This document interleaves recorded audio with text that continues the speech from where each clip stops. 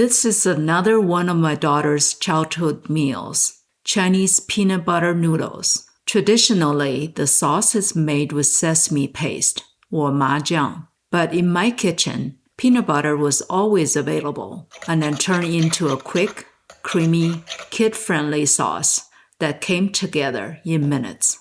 Start by cooking Chinese, Japanese, or Korean dry wheat noodles according to the package instructions. Check earlier to make sure the noodles are not overcooked. While the noodles are cooking, make the peanut butter sauce. In a bowl, add 1 tablespoon of peanut butter and 1 tablespoon of regular soy sauce divided, and some water.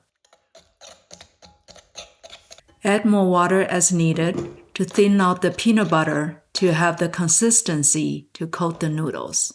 If you like a little heat, add half a teaspoon of chili sauce. Mix until the sauce becomes smooth and creamy.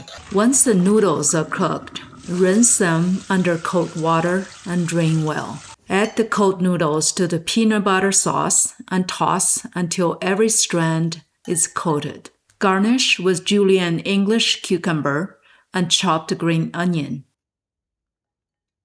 Add more chili oil if you like. And that's it.